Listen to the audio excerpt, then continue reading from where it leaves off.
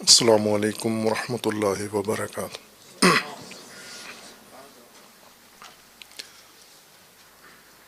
اعوذ باللہ من الشیطان الرجیم، بسم اللہ الرحمن الرحیم۔ اللہم وفقنا لما تحب وترضى واجعل عاقبۃ امورنا خیرا ولا تکلنا الی انفسنا طرفۃ عین ابدا۔ رب ادخلنی مدخل صدق واخرجنی مخرج صدق واجعل لی من لدنک سلطانا نصیرا۔ آپ تمام معلمین و معلمات کو جامعہ عروۃ الوثقی میں تشریف فرمائی پر خوش آمدید کہتے ہیں، اور امید ہے کہ انشاءاللہ یہ وقت آپ کا جو یہاں بسر ہو مفید ہو، آپ کے لیے بھی، دنیا و عاقبت کے لیے، اور اسی طرح وہ نسل جو آپ کے زیر تربیت ہے، وہ زیر تعلیم ہیں، ان کے لیے بھی انشاءاللہ راگشا ہو۔ معلم کا مقام پہلے بارہا ذکر کر چکے ہیں، اسے تکرار نہیں کرتے۔ معلم کی ذمہ داریاں اور خصوصیات زیادہ اہمیت والا موضوع ہے مقام کے بعد۔ معلم کو جو خطیر ذمہ داری درپیش ہے، جو اس کے دوش پر اس نے خود لی ہے ذمہ داری، مسئولیت، اور بلکہ ہم یہ کہہ سکتے ہیں بلا مبالغہ کہ انسانی معاشرے میں سب سے اہم اور بنیادی ذمہ داری معلم کے ذمہ ہے، دوش پر ہے، اور باقی تمام طبقات معلم کی زحمت و محنت سے بہرہ مند ہوتے ہیں، استفادہ کرتے ہیں۔ جو بنیاد معلم رکھتا ہے اس بنیاد سے وہ فائدہ اٹھاتے ہیں، اور خود وہ بنیاد فراہم نہیں کر سکتے۔ اگر ہم موجودہ زمانے کو ہی لے لیں، ترقی یافتہ دور ہے، اس کے اندر ٹیکنالوجی ہے، اس کے اندر بہت ہی اعلیٰ پیش رفت ہے ہر شعبے کے اندر، تو اسے ہم معلم کے رہن منت قرار دے سکتے ہیں کہ جہاں پر معلم کی زحمت سے ایک شخصیت تیار ہوئی ہے، ایک انسان بنا ہے، اس نے کسی بھی میدان میں جا کر یہ کرشماتی کام کیا ہے جس سے تمام بشریت استفادہ کر رہی ہے۔ جیسا کہ ہمارے دینی نصوص میں، تعلیمات کے اندر یہ شامل ہے کہ من سن سنتا حسنہ، جو شخص ایک اچھی سنت قائم کرتا ہے، کوئی ایسا کام کرتا ہے، کوئی راستہ کھول دیتا ہے، کوئی بنیاد ڈال دیتا ہے کسی چیز کی، اور وہ سنت قائم رہتی ہے، وہ کام، اس کا عمل اس کا باقی رہتا ہے، اور آنے والے لوگ اس سنت حسنہ پر چلتے ہیں اور استفادہ کرتے ہیں جب تک، صدیوں تک۔ تو جو مؤسس ہے، بانی ہے اس سنت کا، جس نے یہ بنیاد رکھی ہے، وہ اس تمام نسل کے اور تمام نسلوں کے اجر میں شامل ہوتا ہے، اس کا حصہ ہوتا ہے اس کے اندر۔ اور ظاہر ہے کہ انسانی تربیت اور تعلیم کی بنیاد معلم کے ہاتھوں سے پڑتی ہے، اور معلمین کے تربیت یافتہ، خواہ صنعت و حرفت میں جائیں، خواہ وہ سائنس و ٹیکنالوجی میں جائیں، خواہ وہ علوم و فلسفہ میں جائیں، یا وہ دین و مذہب کے میدان میں جائیں، یا سماج میں جائیں، کوئی بھی زندگی کا شعبہ اختیار کریں اور اس میں جا کر کوئی کارنامہ انجام دیتے ہیں، تو در حقیقت معلم اس کی بنیاد میں جو بانی ہے، وہ اس کے اجر میں شریک ہے، اور پھر اس سے آگے جو کچھ چلتا ہے سلسلہ۔ اس لیے بہت بنیادی قدم معلم کی طرف سے اٹھتا ہے۔ معلم پر دار و مدار ہے امتوں کا، معلم پر دار و مدار ہے معاشروں کا، معلم پر دار و مدار ہے مملکت کا، معلم پر دار و مدار ہے اس نسل کے موجودہ تمام حالات کا۔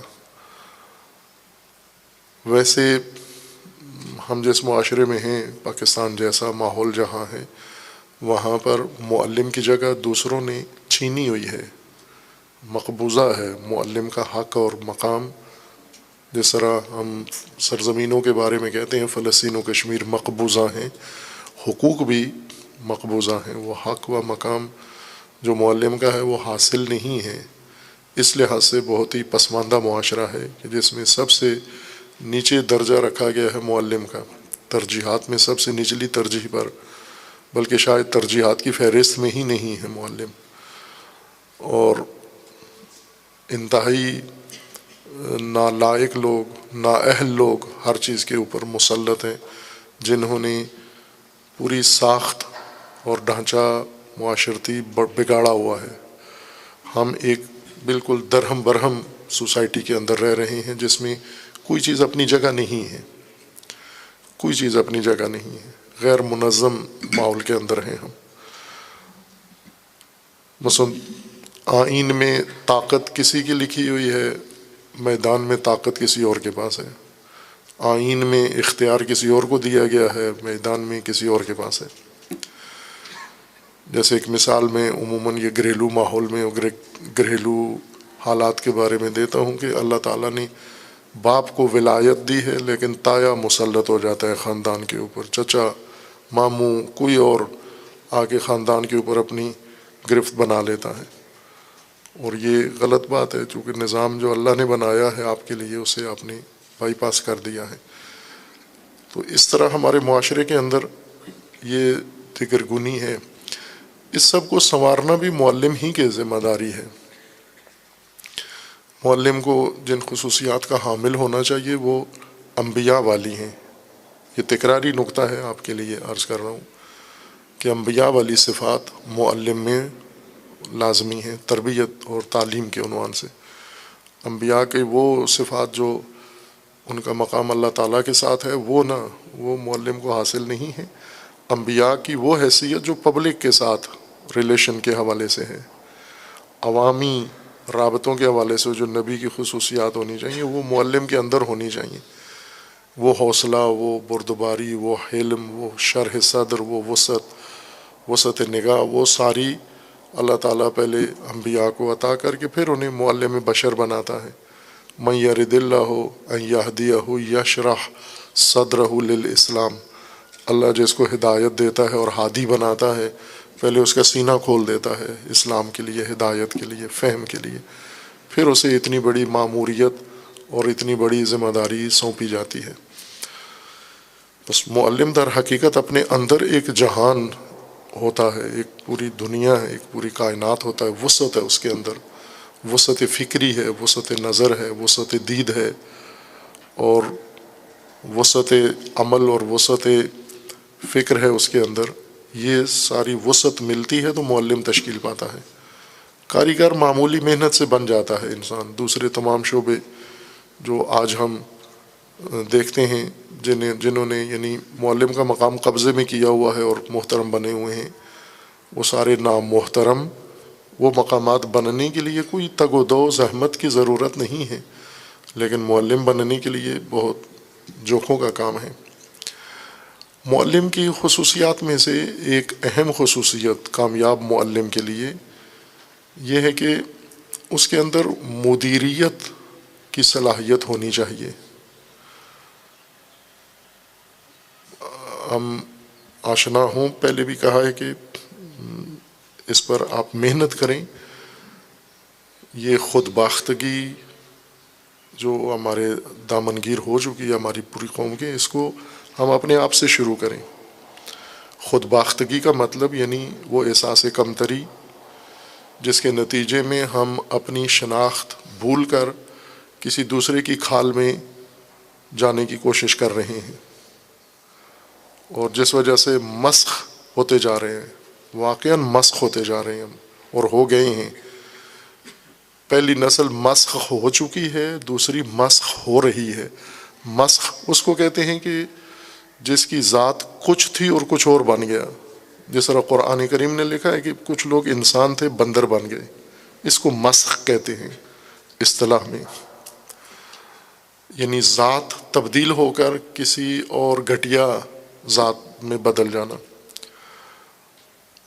یہ دھاتوں میں تو ہوتا ہے، یہ ان کی حیثیت بدل جاتی ہے جب مادے میں ہوتا ہے.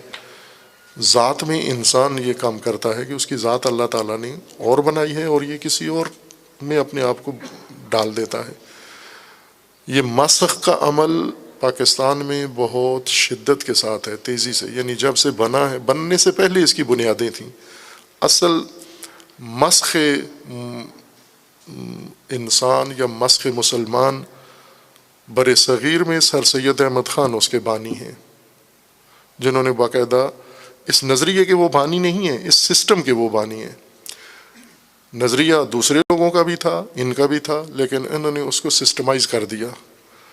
اور جب کوئی نامنظم چیز سسٹمائز ہو جاتی ہے، پھر دوسرے ناخواستہ اس کے اندر آنا شروع ہو جاتے ہیں، نہ چاہتے ہوئے بھی اس کے اندر آ جاتے ہیں. یہ مسخ کا عمل ہے، وہ یہ ہے کہ ہماری ایک اپنی شناخت ہے، ہماری ایک قومی شناخت ہے، ہم ایک قوم ہیں پاکستان میں رہنے والے لوگ. ہماری ایک نظریاتی شناخت ہے، ہم مسلمان ہیں. ہماری ایک ملکی شناخت ہے، ہم پاکستانی ہیں. ہماری ایک انسانی شناخت ہے، ہماری ایک مذہبی شناخت ہے. شناخت سے مراد وہ خصوصیات جو انسان میں مل کر انسان کی شخصیت کو تشکیل دیتی ہیں. یہ مطالب کھولنے کی ضرورت ہے الفاظ، تاکہ جو نقطہ بیان کرنا ہے وہ سمجھ میں آ جائے پہلے ہمیں. مثلا شخصیت، ہم اس کا جو ترجمہ کرتے ہیں پرسنالٹی، شخصیت بہت گہرا معنی ہے، بہت گہرا معنی ہے شخصیت کا. انسان سے متعلقہ جو مطالب ہیں ان میں سب سے گہری بات، ایک بہت ساری گہری باتیں ہیں، ان میں شخصیت کا عنوان بہت گہرائی رکھتا ہے. کہ شخصیت ہم کس کو کہتے ہیں؟ شخصیت سے مراد وہ خصوصیات جو مل کر ایک انسان کی حیثیت بناتی ہیں، پہچان بناتی ہیں، ان سب کو شخصیت کہا جاتا ہے. وہ سب شخصیت کا حصہ ہیں. میں تکرار کرتا ہوں اس مطلب کو، اس میں سوچئے گا بعد میں جا کر. بہت ساری جگہوں پر اس کی وضاحت کی ہے، اگر وہ مواد ملے آپ کو گفتگو تو وہ بھی ضرور اس کو سنیں. شخصیت مثلا ہمارے جو رجحانات ہیں، خیالات ہیں، ہمارے شوق ہیں، ہمارے، یہ وہ ساری چیزیں جو مل کر ہماری پہچان بناتے ہیں، آپس میں ترکیب پاتے ہیں. جیسے ہم کوئی چیز پکاتے ہیں جب، تو وہ ساری چیزیں ملا کے اور ان کو پکاتے ہیں.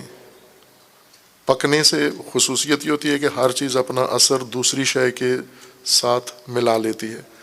جب آپ چاول پکاتے ہیں تو بہت ساری چیزیں اس میں ڈال دیتے ہیں، مسالہ ڈالتے ہیں، چاول ڈالتے ہیں، نمک ڈالتے ہیں. یہ ساری چیزیں ابالتے ہیں پانی میں. ابلنے کا مطلب یہ ہوتا ہے کہ ہر چیز اپنا اثر آزاد کر رہی ہے.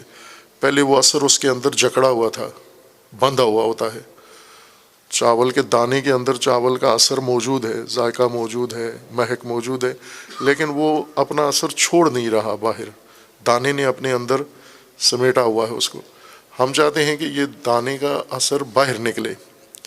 اس کو پکاتے ہیں، ابالتے ہیں. آپ ابلنے کا نتیجہ یہ ہوتا ہے کہ چاول کا ایک دانہ جب پکتا ہے تو اپنا اثر آزاد کر دیتا ہے، فری کر دیتا ہے. ساتھ ہی آپ نے مسالہ ڈالا ہے، وہ بھی اب جب ابلتا ہے، گیلا ہوتا ہے، تو اپنا اثر آزاد کر دیتا ہے. ہر چیز اس دیگ کے اندر اپنا اثر چھوڑ رہی ہے، پھیلا رہی ہے.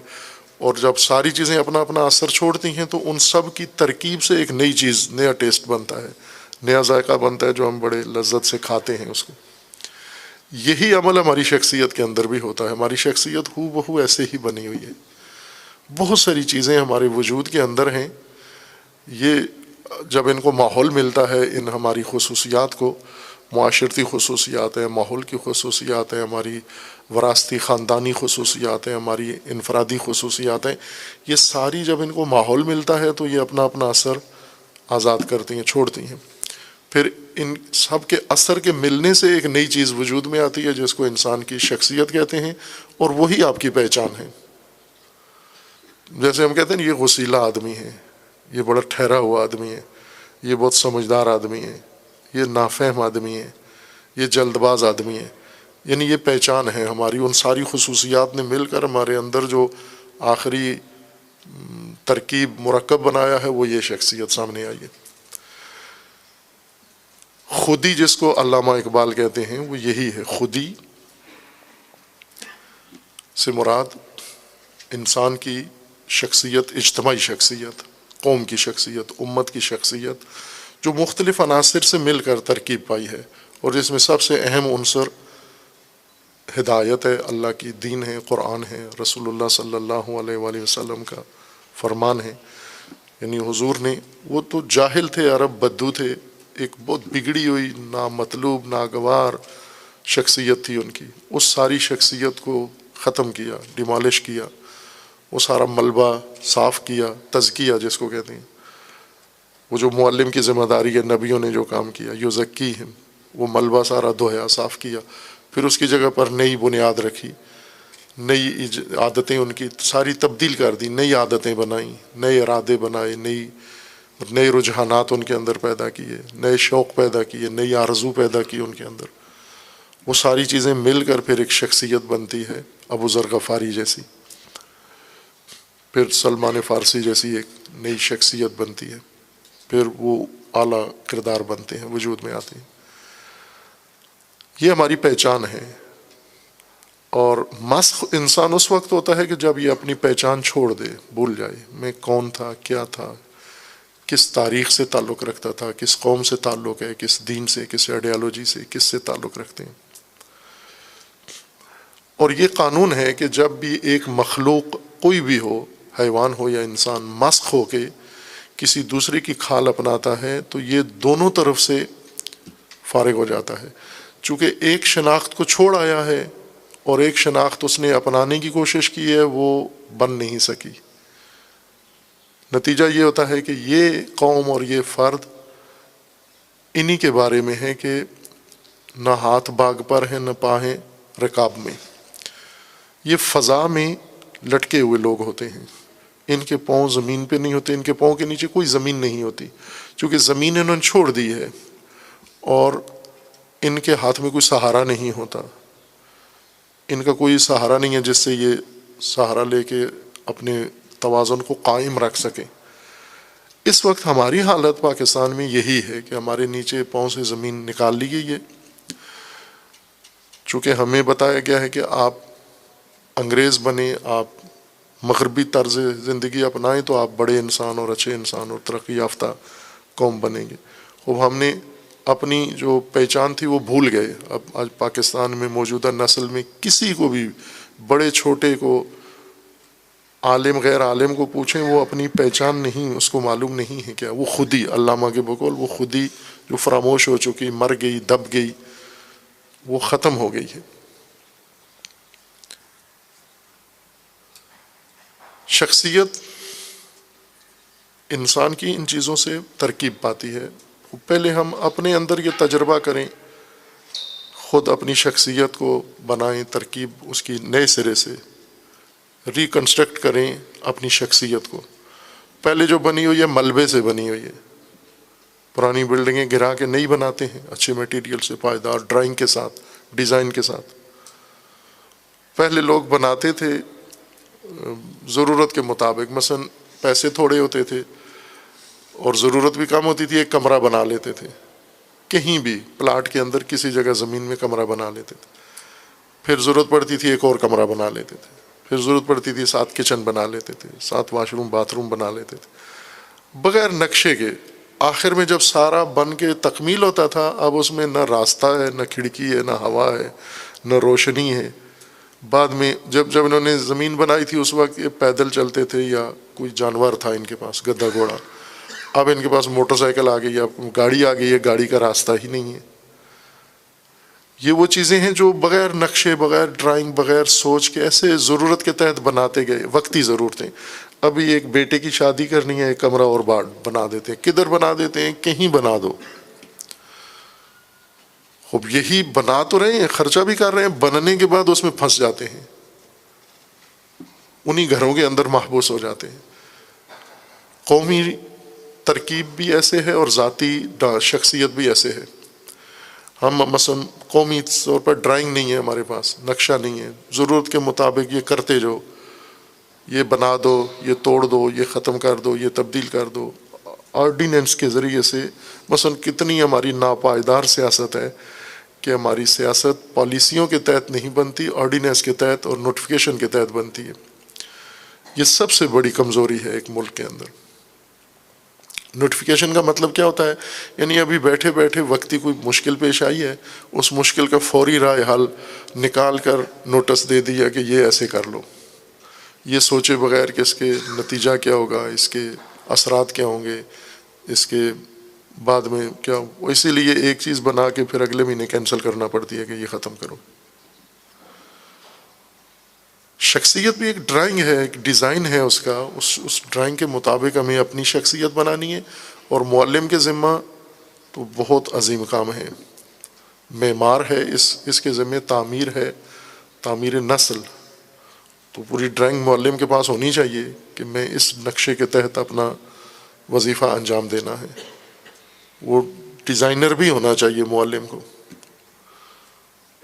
اگر ڈیزائنر نہیں ہے تو وہ اسے نہیں معلوم۔ جیسے ہمارا راج تعلیمی نظام ہے نا، رٹا لگانا، یہ تعلیم نہیں کہلاتا۔ جو ہم کر رہے ہیں یہ تعلیم کے زمرے میں شامل نہیں ہے، یہ طوطا پروری، اس کو تعلیم نہیں کہتے۔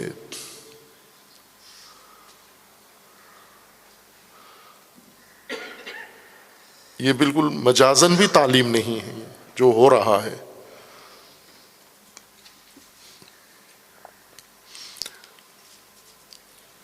آپ کی معلم کی جو ایک اہم ضرورت ہے مدیریت ہے۔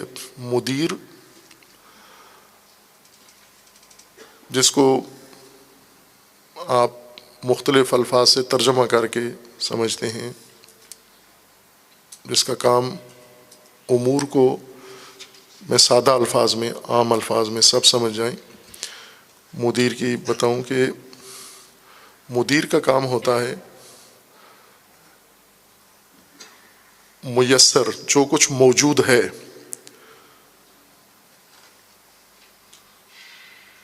جو کچھ اس کے اختیار میں قرار دیا گیا ہے، جن چیزوں سے اس کا سروکار ہوتا ہے، کسی بھی شعبے کا مدیر ہو، ممکن ہے اس کا سروکار افراد سے ہو، ممکن ہے اس کا سروکار گاڑیوں سے ہو، مشینیں ہوں، ممکن ہے اس کا سروکار کچھ گھریلو امور سے ہو۔ جیسے خواتین کی مثال دوں، مثلا گھر ہے اور گھر کے اندر موجود کچھ سامان ہیں۔ مدیریت کسے کہتے ہیں؟ موجود وسائل، موجود توانائی، موجود افرادی قوت کو آپس میں ملانا، جوڑنا، اور ان کو ایسی ترکیب بنانا ان کی کہ معین مقررہ وقت کے اندر اپنا ہدف حاصل کر لے۔ جو آدمی یہ کر لے ایک معین وقت کے اندر، موجودہ وسائل کو بروئے کار لا کر اور اپنا مقصود حاصل کر لے، اس کو مدیر کہتے ہیں۔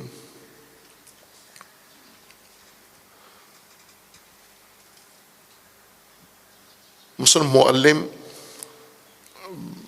بعض اوقات ہمیں کوئی کام سونپا جاتا ہے نا تو ہم فوراً ڈیمانڈ لسٹ بنا دیتے ہیں کہ یہ چاہیے اس کے لیے۔ یہ مدیریت نہیں ہے، اس کو مصرف کہتے ہیں، مدیریت نہیں ہے۔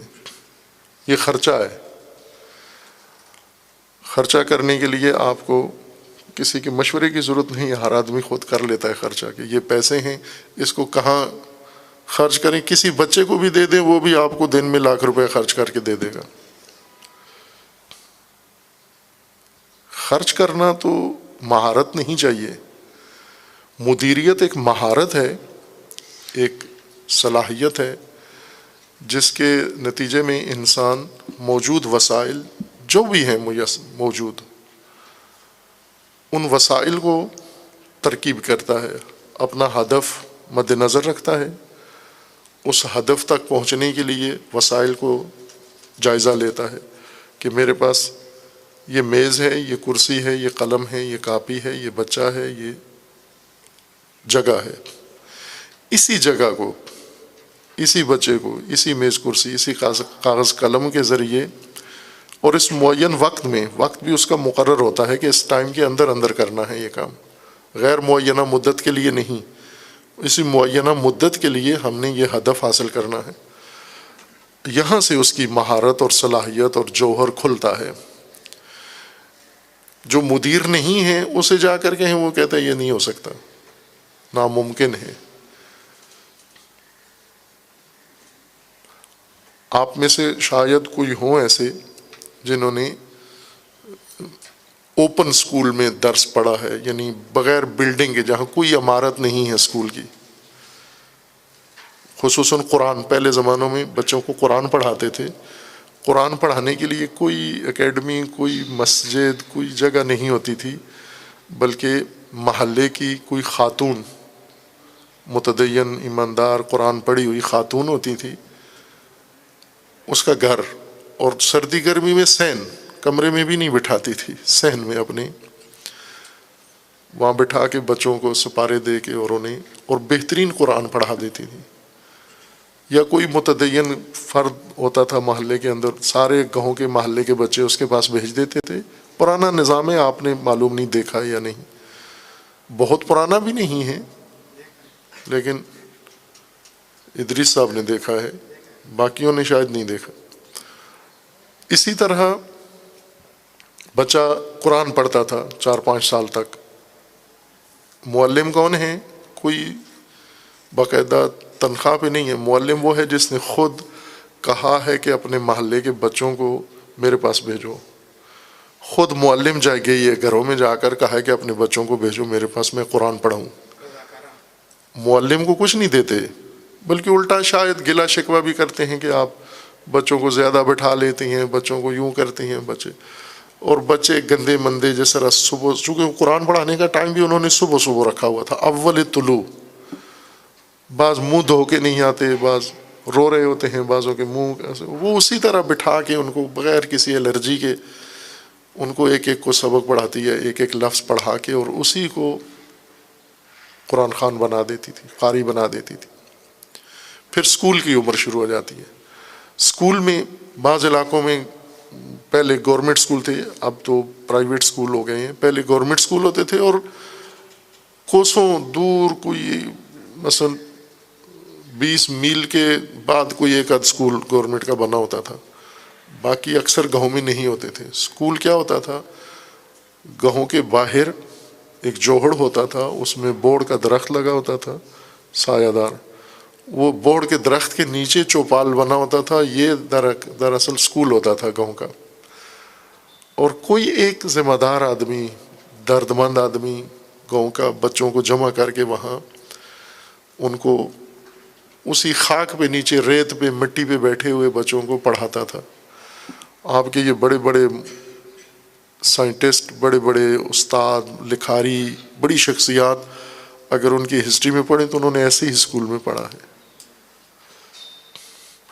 اور یہ ساری مہارت گاؤں کی نہیں تھی، نہ گاؤں کے نمبردار کی، نہ گاؤں کے چودھری کی، نہ گاؤں کے سرمایہ دار کی. یہ سب مہارتوں سے ایک انسان کی تھی کہ اس نے اسکول بچوں کو تعلیم دینے کے لیے کوئی ڈیمانڈ لسٹ نہیں بنائی.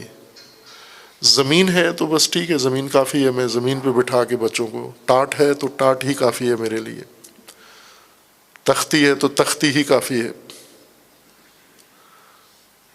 میں نے خود ایسا اسکول دیکھا ہے، اٹینڈ بھی کیا، اس میں پڑھا بھی ہے کہ وہ پتھر چٹان تھی، اس چٹان کو اس نے بلیک بورڈ بنایا ہوا تھا استاد نے. صاف ستھری چٹان تھی، اس کے سامنے بٹھا کے وہ چٹان ہوتی تھی بلیک بورڈ ان کا. اور چاک کیا ہوتا تھا؟ وہی سفید پتھر، وہ پتھریلی زمین تھی تو وہ ڈھونڈ کے سفید پتھر یا بچے لے آتے تھے یا استاد خود ڈھونڈ کے لے آتا تھا اسے.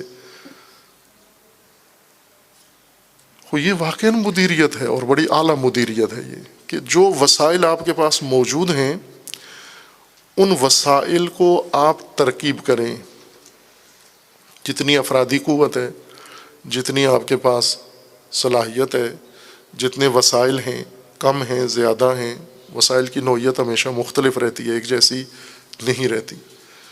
ان وسائل کو آپ ترکیب دیتے ہیں، جوڑتے ہیں آپس میں، وقت کے ساتھ ان کو منظم کرتے ہیں، پھر ایک ماحول بنا کے اس ماحول کے اندر آسانی سے اپنا ہدف آپ حاصل کر لیتے ہیں. اگر ایک آدمی پابند ہو کہ میں تو تعلیم دینے کے لیے ایسا کمرہ ہونا چاہیے، اتنے بائی اتنے کا کمرہ ہو، اتنے بائی اتنے کی میز ہو، اس کے اوپر یہ ہو، اس کے اوپر وہ ہو، فلاں ہو، یہ پھر میں یہ کام کر سکتا ہوں، اس کا مطلب یہ ہے کہ یہ بول سکتا ہے، اسپیکر ہے، لیکن مدیر نہیں ہے. یہ جیسے بہت سارے لوگ ہیں، ہمیں کھانا بہت اچھا لگتا ہے لیکن بنا نہیں سکتے. پزا کھاتے ہیں آپ، لیکن پزا بنانا ہر ایک کے بس کی بات نہیں ہے. یہ جتنے برگر خور ہیں، یہ برگر بنا نہیں سکتے، جلا دیتے ہیں. یہ افراد، ان کو مدیریت کی جگہ پہ نہیں بٹھانا چاہیے. مدیر وہ ہو جس کے اندر یہ صلاحیت اندرونی طور پر موجود ہو. اور یہ آپ گھریلو نظام میں دیکھ لیتی ہیں، کئی خواتین ہیں، انہوں نے چھوٹا سا گھر ہے، کم ترین وسائل میں خوبصورت گھر، بہترین آسائش کا ماحول بنایا ہوا ہے. کئی ایسی خواتین ہیں، بنگلے ہیں کئی کنال کے ان کے، اور ان کے گھروں کے اندر کوئی بیٹھنے کی جگہ نہیں ہے، نہ مہمانوں کی، نہ کھانے کی، کچھ بھی نہیں ہے. اتنی وسیع جگہ ہے، مدیریت نہیں ہے.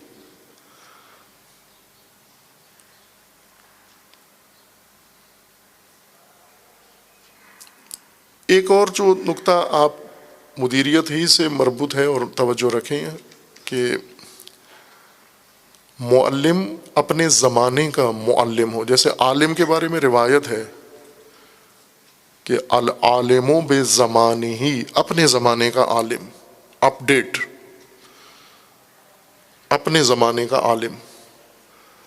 یہ کبھی بھی شکست نہیں کھاتا.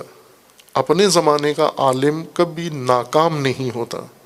ناکام کون ہو جاتا ہے؟ پچھلے زمانے کا عالم جو اگلے زمانے میں آ جائے.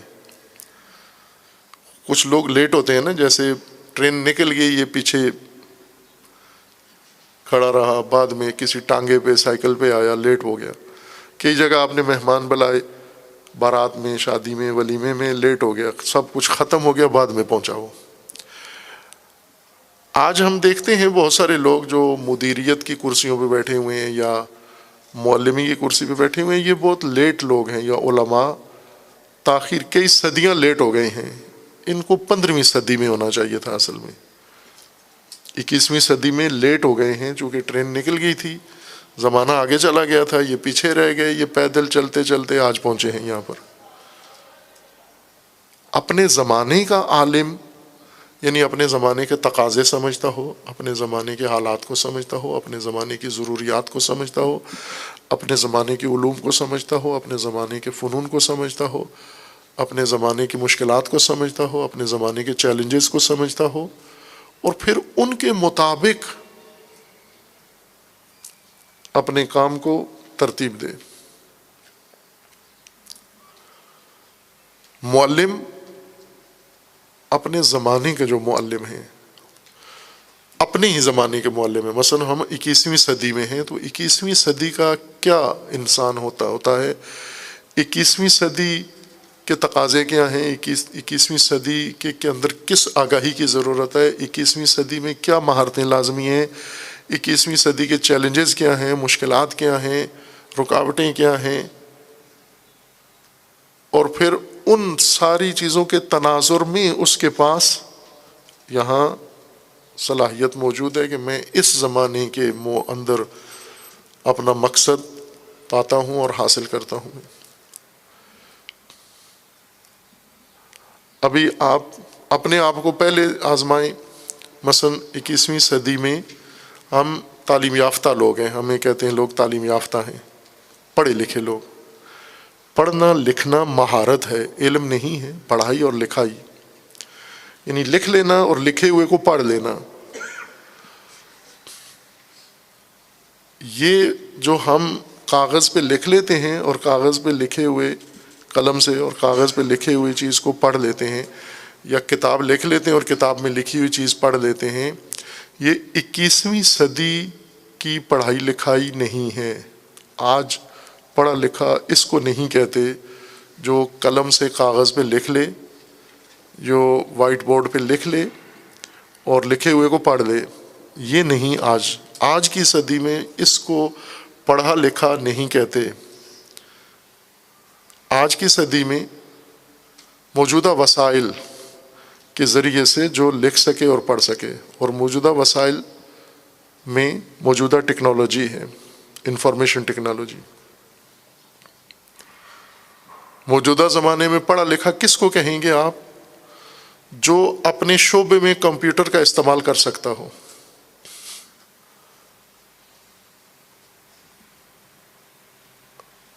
کمپیوٹر کا استعمال یہ نہیں ہو سکتا کہ یوٹیوب چلا لے، واٹس ایپ دیکھ لے، میسج سینڈ کر لے، فارورڈ کر لے، یہ نہیں، اس کو نہیں کہتے، یہ ٹیکنالوجی نہیں ہے، یہ لاہو ہے اور لعب ہے۔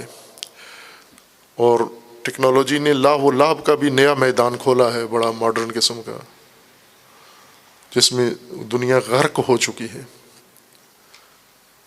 غرق دنیا ہے، غرق نسل سے ہمارا سروکار ہے۔ ڈوبی ہوئی نسل کو آپ نے بچانا ہے اور بنانا ہے۔ ٹیکنالوجی کی موج نے، لہر نے اور زیادہ اس کو ڈبو دیا ہے۔ مقصد یہ ہے کہ آپ اگر معلم ہیں، معلم آج تعلیم یافتہ، ظاہر معلم کو عالم ہونا چاہیے، پڑھا لکھا ہونا چاہیے۔ معلم کا مطلب یہ ہے کہ یہ آج کی ٹیکنالوجی کے مطابق اپنا لیکچر بنا بھی سکے اور اپنا لیکچر ڈیلیور بھی کر سکے ٹیکنالوجی کے، آج کی موجودہ ٹیکنالوجی کے مطابق۔ یہ کاپیاں، صفحے، یہ پچھلی صدی کے وسائل تھے، اس صدی کے نہیں ہیں۔ یہ ختم ہو جانے چاہیے تھے اور ہو گئے ہیں۔ دنیا میں آپ جائیں، آپ کاغذ مانگیں ان سے لکھنے کے لیے، بینک میں جائیں کاغذ مانگے، نہیں ہے۔ آپ کہیں مجھے کاغذ پہ کچھ لکھنا ہے، کاغذ نہیں ہے ان کے پاس، مارکیٹ جانا پڑے گا آپ کو۔ ہر چیز ٹیکنالوجی بیس ہو گئی ہے۔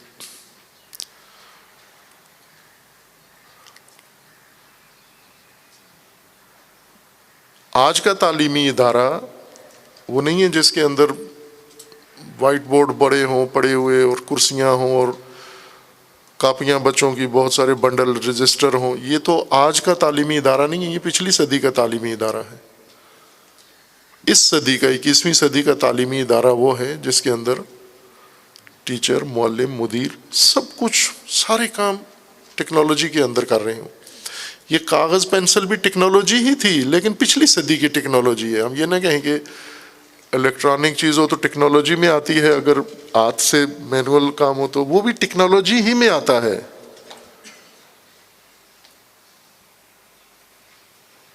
وہ اس زمانے کی ٹیکنالوجی تھی، یہ آج کی ہے۔ اپنے زمانے کا عالم بنے، اپنے زمانے کے انسان بنے، اپنے زمانے کے وسائل کو بروئے کر لیں، اپنے زمانے کا ادارہ بنائیں، اپنے زمانے کا سسٹم بنائیں آپ، پھر تو آج کے زمانے میں آپ شمار ہوں گے۔ ورنہ اگر 21ویں صدی میں رہ کر 15ویں صدی کے کام کر رہے ہوں تو پھر آپ ذہن سے نکال دیں کہ کچھ کر پائیں گے، کچھ بنا پائیں گے، کسی مقصد تک پہنچ سکیں گے۔ آپ بہت پیچھے ہیں پھر آپ۔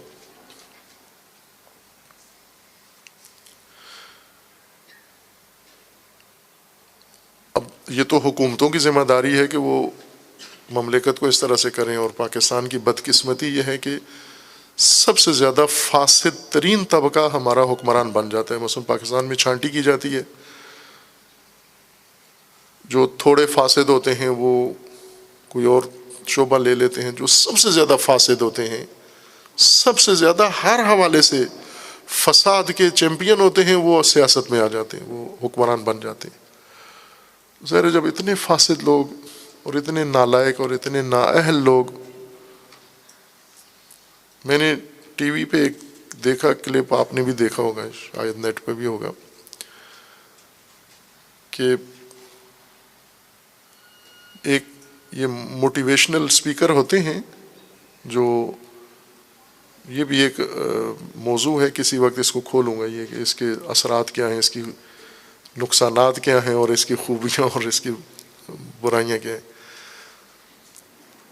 یعنی جو لوگوں کو سکھاتے ہیں مہارتیں، طریقے، اور عموماً کمپنیاں ان کو بلا کے اپنے کاریگروں، مزدوروں، لیبر کو کام کارکردگی بڑھانے کے لیے ان کو کہتے ہیں کہ یہ انہیں کچھ طریقہ کار سکھائیں۔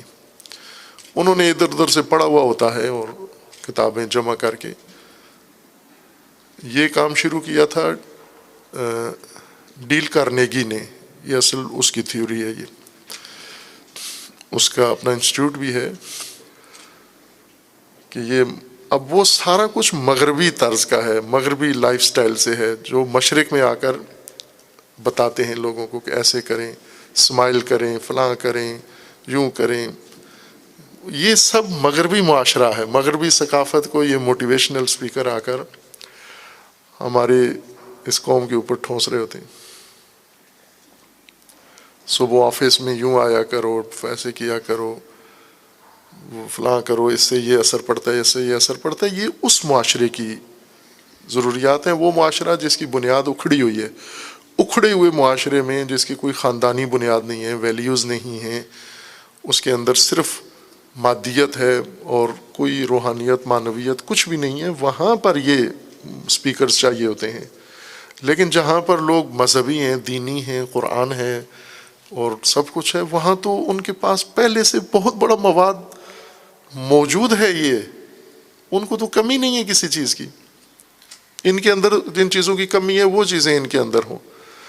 یہ پڑھتے ہیں ڈیل کارنیگی کی کتاب پڑھ کے پاکستانیوں کو آ کے وہ کرتے ہیں، ماں سکھاتے ہیں، وہ حیران ہو رہا ہوتا ہے کہ یہ تو اس کی کیا ضرورت ہے کرنے کی۔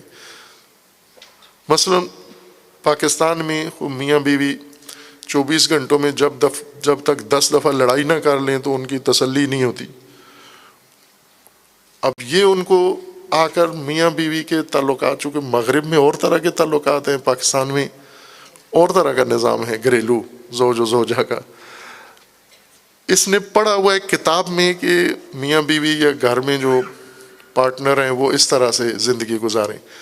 ڈیل کارنیگی کے مطابق میاں بیوی کے آداب آ کے بتا رہا ہوتا ہے گھریلو، اور وہ فٹ ہی نہیں ہوتے، چونکہ یہ اور سٹرکچر ہے، وہ اور سٹرکچر ہے، یہاں اور ویلیوز ہیں، یہاں تو ایک دوسرے پر فدا ہوتے ہیں۔ یہ پاکستان کا جو نظام ہے، خاندانی نظام، اس میں تو مانو تو نہیں ہے، تو میں نہیں ہے، میرا تیرا نہیں ہے، یہ ان کی جتنا میٹر ہے وہ سارا میرا تیرے والا ہے، یہ میرا ہے، یہ تیرا ہے۔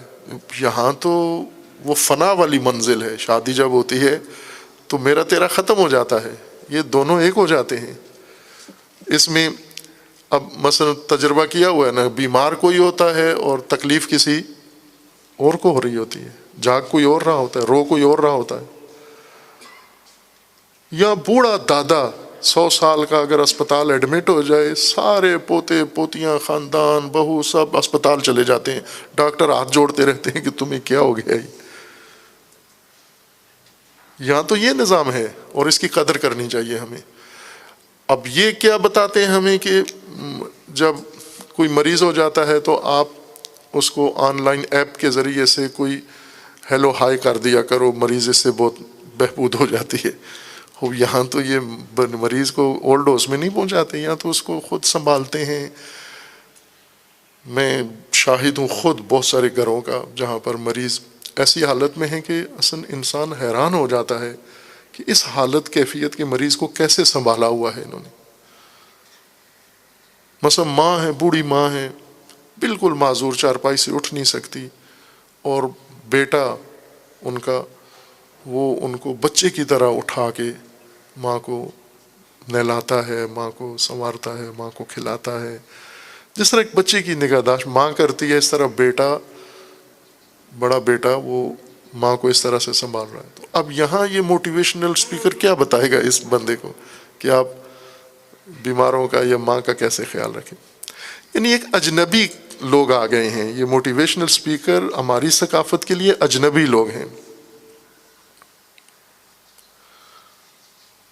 اجنبی باتیں کرتے ہیں، غیر حقیقی باتیں کر رہے تھے، ایسے خیالات پیش کر رہے تھے.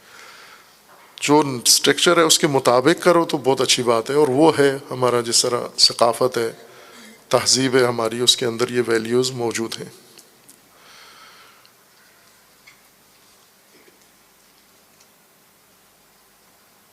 مدیریت میں ہمیں اپنے زمانے کے حالات، وسائل تک پہنچنا ہے. جو آج کا نظام ہے شروع میں بیس ہی اسی پر بنائیں. ہم یہ جو بن چکا ہے مثلا عروۃ الوثقیٰ، لوگوں کو بہت لگتا ہے، اچھا لگتا ہے کہ یہ بہت اعلیٰ نظام ہے. اگر دوسروں سے موازنہ کریں تو ایسا ہی ہے، بہت اعلیٰ ہے. پاکستان بھر کے مدارس اور تعلیمی ادارے اور سارے دیکھیں تو اس لحاظ سے غیر معمولی ہے. لیکن جو ہونا چاہیے تھا اور جو ہمارے ذہن میں تھا اس کے مطابق دیکھیں تو ہم ابھی شاید پہلا قدم اٹھایا ہے. ابھی 100 قدم اور رہتے ہیں، ابھی 99 قدم آگے بڑھنا ہے. ابھی یہ ہمارے بعض اساتید ہیں یہاں، آغا کربلائی تشریف فرما ہیں، یہ گواہی دیں گے. قم میں جب ہم اس کے لیے ڈرائنگ بنا رہے تھے، ڈیزائن کر رہے تھے، تو وہیں پر یہ رکھا ہوا تھا کہ ٹیچر درس دے گا. وہ باقاعدہ اس وقت ایک ٹیکنالوجی اس وقت رائج تھی جب ہم یہ پلاننگ کر رہے تھے پروجیکٹر کی. بعد میں ایڈوانس ہو گئی، اب تو پروجیکٹر ختم ہو گئے تقریباً اب آگے ایڈوانس ہو گیا. اس وقت ہم نے یہ کہ ٹیچر اپنا درس تیار کرے گا کمپیوٹر پہ، پاور پوائنٹ پہ تیار کر کے، اور بچوں کے پاس کاپیوں کے بجائے ان کے پاس لیپ ٹاپ ہوں گے اور ان کے پاس ٹیبلٹ ہوں گے، یہ ڈیوائسز. اور یہ اس کے اوپر بچے وہاں کام کریں گے اور ٹیچر اس طرح سے. اب یہ شروع میں ابھی مدرسہ بنا بھی نہیں تھا، تو اس وقت یہ ہم نے پلاننگ کی تھی. اور اس سے بھی پہلے، یعنی اس جامعہ عروۃ الوثقیٰ کی پلاننگ سے پہلے، ہم نے وہ مدرسہ ڈیزائن کیا تھا جو آج دین القیم کے نام سے چل رہا ہے. یہ میرے خیال میں اس کا ہم نے کیا تھا 2001 میں پلاننگ کی تھی آن لائن مدرسے کی، کہ جس وقت ایک بھی تعلیمی ادارہ آن لائن نہیں تھا. آپ ہسٹری نکال کے دیکھ لیں، کہیں بھی نہیں تھا. اس وقت ڈیزائن کیا تھا کہ ہم آن لائن مدرسہ بنائیں گے، آن لائن تعلیمی نظام بنائیں گے. چونکہ آنے والی ٹیکنالوجی یہ ہے. اب 2020 میں ہیں، 20 سال گزر چکے ہیں، لیکن ہم وہاں نہیں پہنچ سکے کچھ اور وسائل، وجوہات کی وجہ سے. یعنی یوں نہیں تھا کہ ہمارے پاس سوچ نہیں تھی، پلاننگ نہیں تھی، تدبیر نہیں تھی، ویژن نہیں تھا، یہ سب کچھ تھا. اس میں سے بہت کم حاصل ہو سکا. اس کی اپنی وجوہات ہیں کہ کچھ ایسے ناخواستہ کام کرنے پڑ گئے ہمیں جو ہمارے نہیں تھے، مثلا معلمین کے یا تعلیمی شعبے کے کام نہیں تھے. جیسے تعمیراتی کام، تعمیراتی کام اتنا بڑا حجم تھا اس کا، اتنا بڑا ڈائمینشن تھا کہ جہاں بعض لوگ آئے انہوں نے آ کر کہا کہ یہ کام جو 5-7 سال میں ہوا ہے یہ 1 صدی میں لوگ کرتے ہیں، 1 صدی لگتی ہے اتنا کام کرنے میں. اور چند دن پہلے بھی ایک عالم دین یہ کہہ رہے تھے کہ ہم ایک چھوٹا سا مثلا 2 کنال کا پلاٹ بنایا تو انہوں نے کہا 7 سال لگے ہمارے. 7 سال میں ہم نے 2 مدرسے کا 2 کنال کا پلاٹ بنایا. اور کہہ رہے تھے کہ آپ نے ایکڑوں میں، منٹوں سیکنڈوں میں اتنا کچھ بنا دیا. ایک تو کام کی سپیڈ تھی، کام کا حجم بہت زیادہ تھا. پھر اور مسائل، آپ اپنی قومی حالت دیکھیں، لوگوں کی اور جو ذہنی سطح ہے، اس سارے میں یہ اتنا بڑا کام کرنا، یہ اللہ تعالیٰ کا ایک معجزہ تھا جو ہوا، یہاں پر انجام پا گیا. اور وہ سارا وقت جو تعلیم کی ڈرائنگ ڈیزائننگ کے لیے تھا وہ سارا اس نے لے لیا، تعمیرات نے لے لیا، تعلیمات رک گئیں. صراط سکول یہ ماڈل بہت پہلے سے ذہن میں تھا کہ ہم پاکستان کے اندر تعلیمی نظام اپنے مکتب، اپنے نظریے، اپنی آئیڈیالوجی کے مطابق اپنے قرآنی نظریے کے اوپر اس کو استوار کریں اور فلسفہ خلقت اور فلسفہ تعلیم کے مطابق تعلیمی نظام بنائیں اور اس تعلیمی نظام کو ہم بنائیں. یہ بہت پہلے سے سوچ تھی، نظریہ تھا سارا، لیکن وہ عملاً ہو نہیں سکا ابھی تک بھی. یعنی چونکہ عرض کیا نا پاکستان میں کوئی چیز اپنی جگہ نہیں ہے، تو یہاں بھی اثر انداز ہوئی وہ چیز کہ جن کو تعلیم دینا چاہیے تھی وہ تعمیر کرنے میں لگ گئے، تو ظاہر ہے وہ وقت، سارا وسائل، توانائی، سب کچھ وہاں چلا گیا. یہ کام اگر ہوا ہوتا پہلے، یہ ڈھانچہ بنا ہوا ہوتا اور پھر اس کے اندر فقط تعلیمی ڈھانچہ بنانا ہوتا تو اب ہم بہت آگے پہنچ چکے ہوتے، اور وہ جو میں عرض کر رہا ہوں وہ سارا بنا ہوا ہوتا. اور یہ سب ممکن ہے، یہ ایسی ناممکن باتیں نہیں ہیں. معلمین اپنے آپ سے شروع کریں. آپ اپنے آپ کو ان دو شعبوں کے اندر، ان دو مہارتیں اپنے اندر پیدا کریں. معلم اگر مدیر نہ ہو وہ معلم نہیں ہے، وہ صرف ایک ملازم ہے، جاب ہے. ٹائم گھڑی دیکھ کے آتا ہے، گھڑی دیکھ کے چلا جاتا ہے، پیریڈ میں آ کے بیٹھ جاتا ہے. اس کو آپ کہیں یہ کرنا ہے وہ کر دیتا ہے. اسے بعض لوگ ہوتے ہیں ان کی یہ عادت ہوتی ہے نا کہ مثلا اگر میں کسی کو کہوں کہ یہ گلاس اٹھا لو تو اس کے اوپر جو پرچ ہے وہ نہیں اٹھائے گا، صرف گلاس اٹھا کے لے جائے گا، پرچ ادھر ہی پڑی رہے گی. اگر پوچھیں یہ کیوں نہیں اٹھائی تو کہے گا آپ نے کہا تھا گلاس اٹھا لو. یعنی کچھ ایسے لکیر کے فقیر ہوتے ہیں کہ جنہیں یہ کہو کہ میز رکھ دو تو میز رکھ دیں گے، کرسی نہیں رکھیں گے. اگر آپ انہیں کہیں کاپی لے قلم نہیں لائیں گے ساتھ، جبکہ یہ چیزیں جڑی ہوئی ہوتی ہیں. انسان، شعور والا انسان سمجھتا ہے کہ کیا کرنا ہے مجھے. کچھ لوگ ہوتے ہیں، ہمیں بہت ساروں کو مجبوریوں نے معلم بنا دیا ہے، حالات نے معلم بنا دیا ہے، معیشت کی کمزوری نے معلم بنا دیا ہے. یہ بہت ایک المیہ ہے کہ پاکستان میں معلم کا مطلب یہ ہوتا ہے جاب کی انتظار میں بیٹھا ہوا آدمی. چونکہ ابھی فارغ ہے، کوئی کام نہیں ہے، اپلائی کیا ہوا ہے اور وہ امتحان کی تیاری کر رہے ہیں. ICC کی تیاری کیا ہوتا ہے، کون سا امتحان ہوتا ہے؟ CS کی تیاری کر رہے ہیں. CSS ہوتا ہے، CSS کی تیاری کر رہے ہیں. وہ فوج کے جانے کی تیاری کر رہے ہیں. باہر ویزے کے لیے اپلائی کیا ہوا ہے، کئی جگہ اپلائی کیا ہوا ہے، اور ابھی کوئی وقت ہے، فارغ ہے اگلے اس کے لیے، تو اس فراغت میں چلو ٹیوشن شروع کر دیتے ہیں. کوئی انکم تو ہو، چلو موبائل کا بل ہی نکل آئے گا اور کوئی رکشہ ہی نکل آئے گا، کچھ ایسا کام. یہ مشغلوں کے لیے اور ضرورتوں کے لیے، معیشت کے لیے، اپنے خرچوں کے لیے معلمی کرنا شروع کر دیا.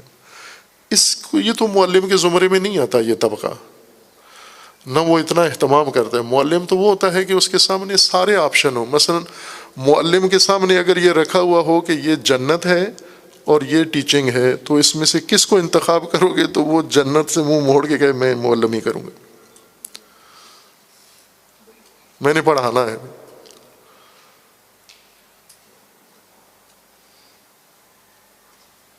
معلم وہ چیز ہے. اب اس متعہد معلم کو اپنے زمانے کا معلم بننا ہے. ایک مہارت مدیریت میں حاصل کرے، معلم مدیر ہو. مدیریت کے کئی شعبے آ جاتے ہیں. مینجمنٹ کے آگے متعدد آپ کی زندگی میں شعبے ہیں. بعض معلم اکثر کلاس میں پہنچتے ہوئے لیٹ ہو جاتے ہیں، شاید سال میں 1-2 دفعہ ریکارڈ توڑتے ہیں ٹائم پہ آ جائیں. یعنی وہ بھی ٹائم پہ آنے سے مراد گھنٹوں جو لیٹ ہوتے ہیں وہ منٹس میں لیٹ ہو جاتے ہیں، جو منٹ میں لیٹ ہوتے ہیں سیکنڈ میں لیٹ اپنی قلت میں آ جاتے ہیں، لیکن وقت پہ شاید 1 دن بھی نہیں آ سکتے. یہ کیوں مشکل ہے؟ وقت پہ پہنچنے کی کن کو مشکل ہوتی ہے؟ جن کے اندر مدیریت نہیں ہے، جو اپنی ذاتی زندگی کو مدیریت نہیں کر پا رہے، گھریلو مسائل کو مدیریت نہیں کر پا رہے، اپنے متعلقہ امور کو ذمہ داریوں کے اندر ان کی کوئی مدیریت نہیں ہے، ان کے پاس کوئی اپنے وقت کی مدیریت نہیں ہے۔ ایک سب سے اہم مدیریت کا شعبہ جو سب کو بلا استثناء، گھریلو لوگوں کو، کاروباری لوگوں کو اور پیشہ ور لوگوں کو، سب کے لیے ضروری ہے، علماء غیر علماء کے لیے وقت کی مدیریت ہے، ٹائم مینجمنٹ۔ اگر آپ وقت کو مدیریت کر لیں تو آپ کی زندگی میں دیکھیں کیا اس کے برکات اور کیا اس کے محاسن خود محسوس کریں گے۔ بعض سارا دن مرجھائے ہوئے ہوتے ہیں، طبیعت ناساز ہوتی ہے، معلم اب دوسرے چونکہ ہے نہیں ہے، غیبت کرنا اچھی بات نہیں ہے، ویسے مزاج ہمارا یہی ہوتا ہے کہ سامنے کسی اور کو بٹھا کے باتیں کسی اور کی کرتے ہیں، لیکن ہم اپنی کرتے ہیں، دوسروں کی نہیں کرتے۔ بس معلم سارا دن ہے مرجھایا ہوا ہے، آنکھیں سرخ ہیں، رنگت پیلی پڑی ہوئی ہے، اور کوئی بات کرنے کا اس کو موڈ نہیں ہے، کوئی تحمل نہیں ہے، بس پھنسا ہوا ہے، بار بار گھڑی دیکھتا ہے کب ٹائم پورا ہو، پیریڈ پورا ہو، میں جو۔ مشکل کیا ہے اس کی؟ مشکل یہ کہ اس کی نیند پوری نہیں ہوئی، بھرپور سو کے نہیں آیا۔ کیوں نیند پوری نہیں ہوئی؟ کیونکہ رات ساری یہ سوشل میڈیا پہ رہا ہے، فیس بک دیکھتا رہا ہے، واٹس ایپ پہ رہا ہے، ٹائم پہ سویا ہی نہیں ہے۔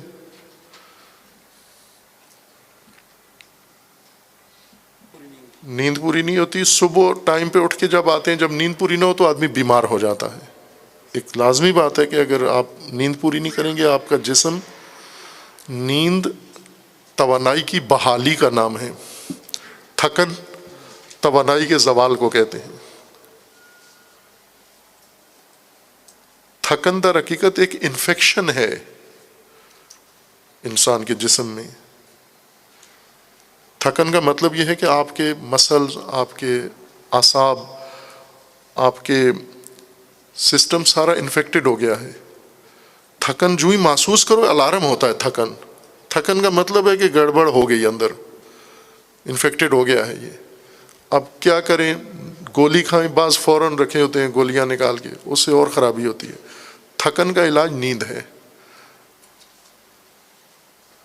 نہیں کہ جب تھکیں اسی وقت سو جائیں۔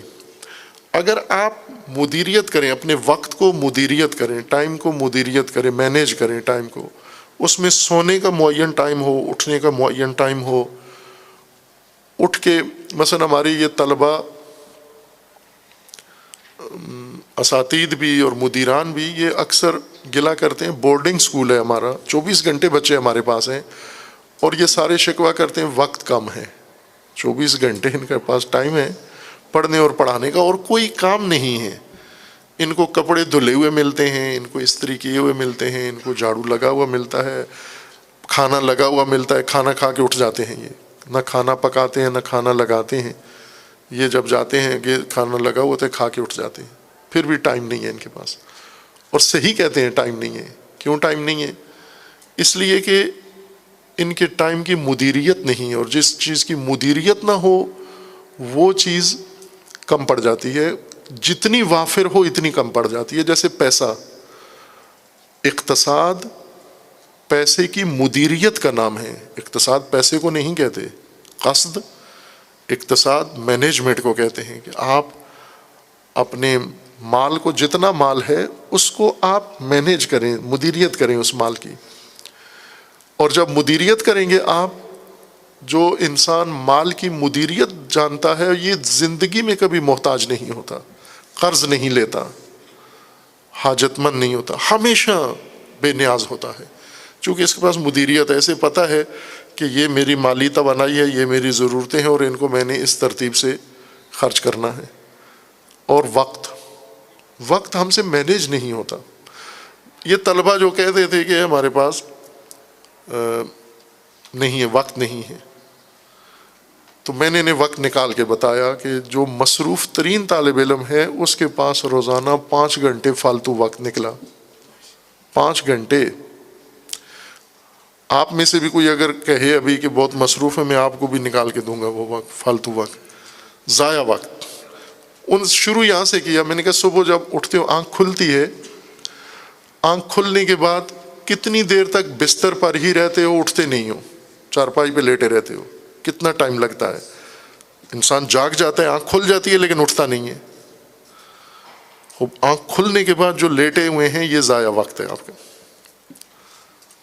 پھر بیٹھ کے چارپائی پر بیٹھے ہوئے ہیں, ابھی تک بیڈ پہ بیٹھے ہوئے ہیں, اٹھ کے کھڑے نہیں ہو رہے. منٹ لکھتے جائیں, فرض کریں 5 منٹ ہے, مختلف ہے دورانیاں, کوئی 15 منٹ, کوئی 20 منٹ, کوئی گھنٹہ, آنکھ کھول کے پھر لیٹے رہتے ہیں. اسی طرح اٹھ کے جوتا پہننے تک, چپل پہننے تک, واش روم جانے تک, مسواک کرنے تک, ناشتہ, یہ سارا آپ چاہیے کتنا ٹائم اور لگا کتنا رہے ہیں ہم. باتھ روم میں جا کے گئے تھے منہ دھونے کے لیے, ادھر آدھا گھنٹہ شیشہ دیکھتے رہے, آئینہ ہی, کبھی ادھر سے دیکھا, کبھی ادھر سے دیکھا, کبھی یہ تل دیکھا, کبھی وہ تل دیکھا. یہ وقت ضائع کر رہے ہو اپنا ٹوائلٹ کے اندر. اگر یہی وقت جو واش روم میں جا کے گزارتے ہیں اسی کو دیکھ لیں, کتنی دفعہ جاتے ہیں اور کتنا ٹائم لگا کے آتے ہیں, جبکہ چاہیے کتنا وقت اس کے لیے. اور یہ سارا ضائع وقت ہے ہمارا, اور فراوان وقت ہے ہمارے پاس. اگر ہم اس کو مدیریت کر لیں, سنبھال لیں, مینیج کر لیں اس وقت کو. مصروف ترین آدمی کے پاس بھی وقت بچ جاتا ہے بہت سارے اچھے مفید کام کرنے کے لیے. آرام کر کے, استراحت کر کے, سارے کام نپٹا کے, بالکل ریلیکس رہ کے ہر چیز اپنے وقت کے اوپر انجام پا سکتی ہے. اگر مدیریت ہو آپ کے اندر.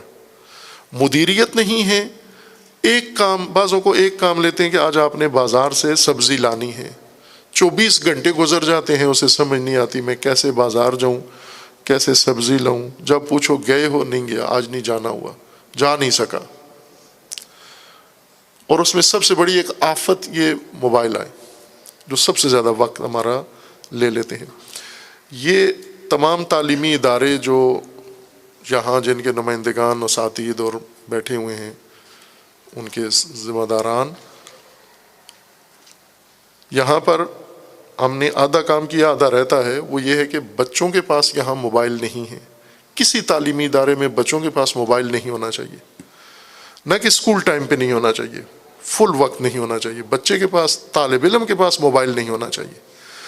دوم, تعلیمی اوقات میں معلم کے پاس موبائل نہیں ہونا چاہیے. یہ ضابطے بنائیں. معلم آتے ہی سب سے پہلے اپنے موبائل جمع کرائیں, آفس میں آف کریں, یا اگر ان کو کوئی میسج وغیرہ ریسیو کرنے ہیں تو آن چھوڑ جائیں, سائلنٹ پہ لگا کے آفس میں جمع کریں. ان کے سب کے موبائل وہاں جمع کر لیں. کلاس کے اندر ان کے پاس موبائل نہ ہو. اگر معلم کو دوران کلاس یا پیریڈ کے وقفے میں موبائل پہ کوئی میسج آ جاتا ہے, وہ یہ جواز سمجھتا ہے کہ اب تو میں پڑھا نہیں رہا ہوں, میرے پاس ایک فارغ وقت تھا, اس وقفے میں میں نے کال اٹینڈ کیا یا میسج اٹینڈ کیا ہے. یہ کال جو اس کا ذہن تعلیم سے ہٹا دیتی ہے, اپنے توجہ فریضے سے ہٹا دیتی ہے. ایک کال, مثلا ڈرائیونگ کر رہے ہیں آپ, ڈرائیونگ میں ممنوع ہے موبائل استعمال کرنا. اس لیے نہیں ممنوع ہے کہ ہاتھ سٹیئرنگ پر ہو, ہاتھ انگیج ہو جاتا ہے, نہ, ابھی وہ ہیڈ فون لگے ہوئے ہیں, ہاتھ چل رہا ہوتا ہے, ذہن انگیج ہو جاتا ہے. ایک میسج, مثلا اگر آپ ڈرائیونگ کر رہے ہیں اور آپ کو میسج آ گیا کہ آپ کا فلاں عزیز مریض ہو گیا ہے, اس کی وفات ہو گئی ہے, بس ختم. سمجھو آپ نے, وہ تو فوت ہو گیا, اس کو بھی معرض فوت میں قرار دیا ہے آپ نے یہ خبر دے کر. اب اس سے صحیح ڈرائیونگ نہیں ہوگی. انسان ہے, مشین نہیں ہے, انسان. کمپیوٹر میں میسج آ جائے, کمپیوٹر نہیں لرزتا.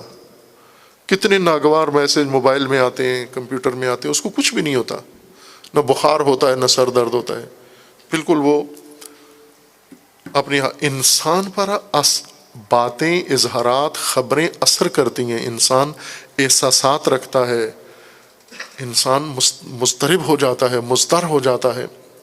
ایک چھوٹی سی بات سارا دن پریشان رکھتی ہے انسان کو. اور یہ مسلسل موبائل جیب میں ہے, بیگوں میں پڑے ہوئے ہیں, اور ٹیچر بعض تو پیریڈ کے دوران اٹینڈ کر لیتے ہیں, بعض وقفے میں کر لیتے ہیں. نا, پورا مکمل تعلیمی دورانیہ موبائل کے بغیر گزرے آپ کا. موبائل بند ہو، آپ چھٹی جب ہو پھر آپ اس کو آن کریں، پھر اس کے بعد اپنے سارے، یعنی یہ قانوناً شرعاً بھی جائز نہیں ہے، یہ میں اشارہ کر دوں، شرعاً بھی درست نہیں ہے، چونکہ جب ہم ایک وقت اپنا مختص کر دیتے ہیں کسی کام کے لیے، اس وقت میں پھر ہم اپنے ذاتی کام نہیں کر سکتے۔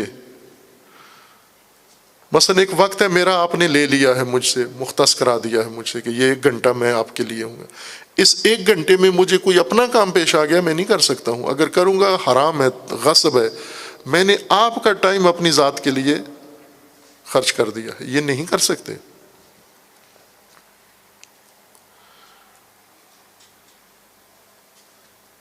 جو وقت میرا مدرسے کے لیے ہے، درس کے لیے ہے، بچوں کے لیے ہے، وہ انہی کا وقت ہے، اس وقت میں ہم کوئی گھریلو کام، کوئی ذاتی کام، کوئی پرسنل کام، کوئی ایسا نہیں کر سکتے، نہ میسج بھیج سکتے ہیں، نہ لے سکتے ہیں۔ ان چیزوں کو ہم بہت سادہ سا سمجھتے ہیں۔ یہاں مثلا آپ نے تو ابھی جوتے پہنے ہوئے ہیں، لیکن بعض جگہ مسجدوں میں جوتے باہر اتار کے آتے ہیں، اگر آپ مسجد میں آئیں، واپسی پہ جائیں، جس کا نیا جوتا نظر آئے پہن کے چلے جائیں، آپ پہن سکتے ہیں۔ آپ کسی کا اچھا سوٹ جوڑا، کہیں کوٹ لٹکا ہوا، جیکٹ دیکھیں، وہ پہن کے چلے جائیں آپ، کہ کیا حرج ہے، ایک جیکٹ ہی تو ہے، پہن سکتے ہیں آپ؟ نہیں، چوری ہے، یہ چور ہے یہ انسان۔ تو یوں نہیں کہ چوری فقط مختص ہے جوتے کے ساتھ، جوڑے کے ساتھ، لباس کے ساتھ، چوری وقت کی بھی ہے۔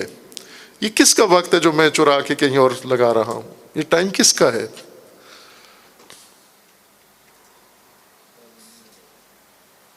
یہ ادارے کا وقت ہے، یہ شعبے کا وقت ہے، یہ تعلیم کا وقت ہے، یہ بچوں کا وقت ہے۔ اور یہ قرآن کریم کی آیت ہے، نہی ہے، لا تبخسوا الناس اشیاءہم، لوگوں کی اشیاء، لوگوں کے حقوق میں کمی مت کرو۔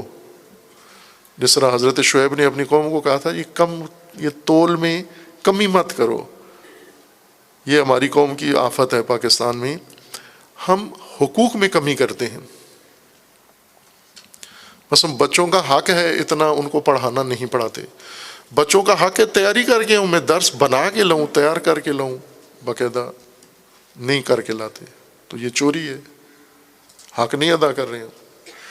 جیسے کسی کے آپ نے دینے ہو، 1,00,000 روپیہ دینا ہو، اس کو کہیں یہ 10,000 روپے لے لو، باقی 90,000 نہیں ہے میرے پاس۔ یہی تو ہم کر رہے ہیں یہ کام۔ مثلا ٹیچر ہے، جا رہے ہیں کلاس میں پڑھانے کے لیے، خوب یہ 100% حق ہے بچوں کا، آپ درس پڑھائیں، آپ 10% اس کا حق ادا کرتے ہیں، نہ تیاری ہے، نہ اس کی مثالیں ہیں، نہ ہوم ورک ہے، نہ توجہ ہے، کچھ بھی نہیں ہے، ویسے اس کو ٹوٹل پورا کر کے واپس آ گئے، تو یہ 90% تو چرا لیا حق میں نے ان کا۔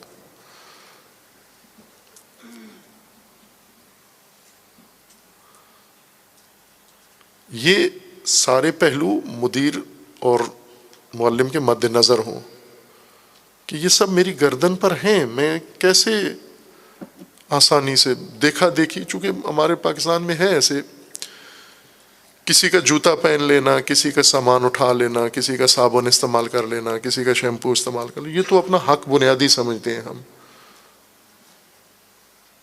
حقوق ہمارے تعلیم میں، نصاب میں شامل نہیں ہیں، جبکہ دین میں بنیاد ہیں حقوق۔ دین میں سب سے بڑی بات حقوق کی ہے۔ حقوق ہوں گے تو فرائض ہوں گے، حقوق کی وجہ سے فرائض ہیں، اگر حقوق نظر انداز کر لیں فرائض بھی نظر انداز ہیں۔ اب مثلا جن کو تاکید ہوتی ہے تنخواہیں پوری دیں، ہمیں 1 روپیہ کم نہ کریں، وہ 1 روپیہ اس کا کم نہ کریں جس نے 1 منٹ بھی کم نہیں کیا، جس نے 1 لفظ بھی پڑھاتے ہوئے کم نہیں کیا، جس نے 1 معنی بھی کم نہیں کیا، جس نے 100% حق ادا کیا، اس کا حق بنتا ہے اس کو 100% معاوضہ دیا جائے۔ لیکن جو کھا گیا، مطلب بھی کھا گیا، درس بھی کھا گیا، سبق بھی کھا گیا، ٹائم بھی کھا گیا، سب کچھ کھا گیا، بچے کا حق تھا، وہ کلاس کا حق تھا، وہ سارا پی گیا، تنخواہ کے وقت آ کر کے مجھے پوری دیں، پورا حق دیں۔ تو یہ حاضری کی تنخواہ تو نہیں ہے، پڑھانے کی تنخواہ ہے۔ تو اس کا مطلب ہے کہ اس کے مقابلے میں میرا کوئی حق ہے۔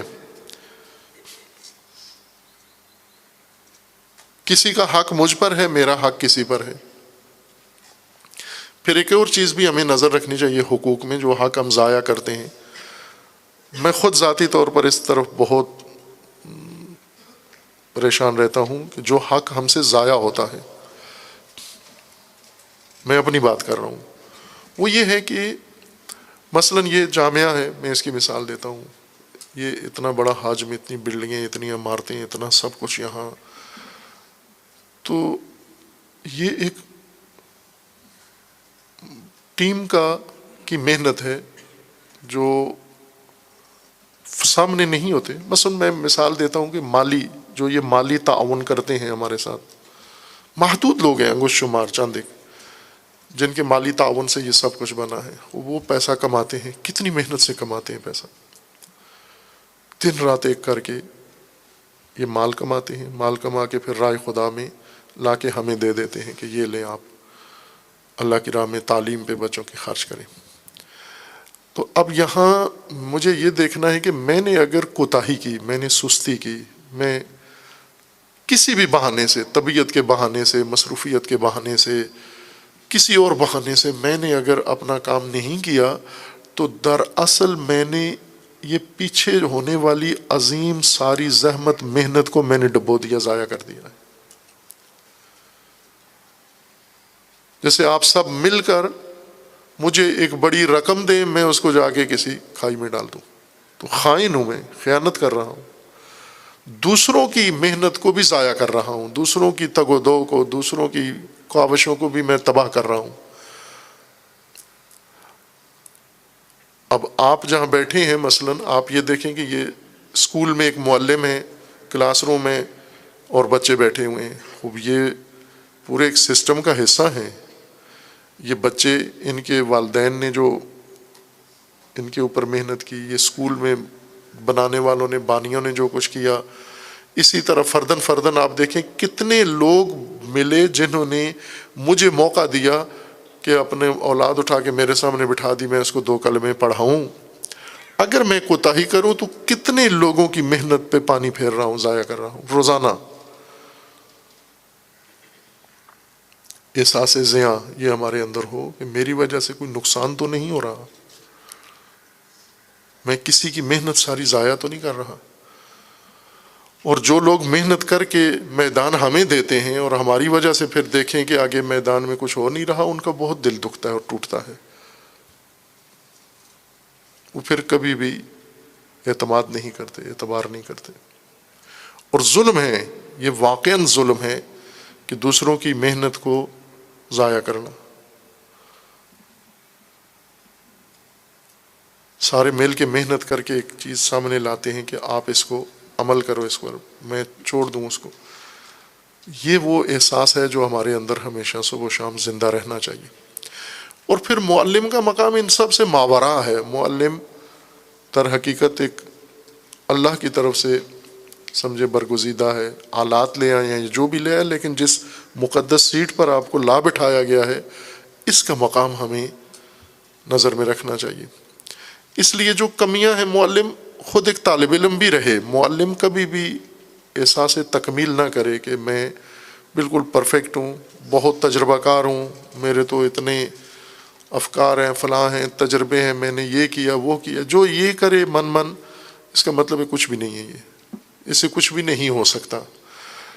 لیکن جو ہمیشہ سیکھے، جو ہمیشہ تکمیل کرے اپنی، جو ہمیشہ احساس کرے کہ یہ کمی ہے، اس کمی کو سیکھنا ہے، کہیں سے دور کرنا ہے اس کو، اور ہمیشہ نئے تجربے مشاہدہ کرے، نئے نظریے دیکھے، نئے تخلیقات اپنی دیکھے، دوسروں کے کامیاب تجربوں کو مطالعہ کر کے اپنی تکمیل کرے، اپنی معلومات کی تکمیل کرے، اپنی مہارتوں کی تکمیل کرے، وہ کامیاب معلم ہے۔ ہر روز آپ کے شاگردوں کو پتہ چلے کہ آج ہمارے معلم ایک نئی چیز، نیا انداز، ایک نیا اسلوب لے کر ہمارے لیے آئے۔ اگر ایک ہی طرح سے ہوں، ویسے پرانے معلم ہوتے تھے، وہ ایک ہی عبارت ان کو یاد ہوتی تھی اور وہی ساری کلاسوں کو پڑھاتے تھے، بچے بھی انہیں پتہ ہوتا تھا کہ اب کیا کہنے والے ہیں، اگلا جملہ کیا کہنے والے ہیں معلم۔ اس حالت سے، جمود سے نکلیں گے ہم۔ اپنی تکمیل معلم کی پہلا فریضہ ہے اور معلم کی تکمیل سے بچے کو کچھ فائدہ ہوگا. معلم روکے نہیں، اپنا تکامل روکے نہیں، اس کو یہ نہ کہے کہ اب میں تو طالب علم نہیں ہوں. آپ ہمیشہ طالب علم ہیں، ہمیشہ طالب علم ہیں. طلب العلم آپ کی تکمیل کا ذریعہ ہے. مطالعہ اپنے متعلقہ مضمون میں اور غیر نصابی مطالعہ بھی اپنا بڑھائیں. ہر چیز کے بارے میں جنرل نالج معلم کا بہترین ہونا چاہیے، تاکہ آپ بچے کو جب ایک نقطہ سمجھاتے ہیں تو بہت ساری چیزوں میں لپیٹ کے اس کو بتاتے ہیں. مثالیں دینی ہوتی ہیں، سمجھانا ہوتا ہے، نمونے پیش کرنے ہوتے ہیں، عبرت پیش کرنی ہوتی ہے. تو پتہ ہوگا تو سارا کچھ ہم اس کو بیان کریں گے. جب معلوم ہی نہ ہو تو ہم اسے بچے کو کوئی خاص رہنمائی بھی نہیں کر سکتے. اللہ تعالیٰ انشاءاللہ ہم سب کو اس عہدہ معلمی کا شکر ادا کرنے کی توفیق عطا فرمائے، اور فریضہ معلمی کو احسن طریقے سے بجا لانے کی اللہ تعالیٰ توفیق عطا فرمائے. اور اللہ تعالیٰ اس راہ میں مدد فرمائے کہ جو کمی کمزوری ہمارے ذات میں، عمل میں، تعلیم میں، تدریس میں ہے، خداوند تعالیٰ اسے برطرف فرمائے انشاءاللہ. اور احسن وجہ سے یہ عبادت آپ کی اللہ تعالیٰ اپنی بارگاہ میں قبول فرمائے انشاءاللہ.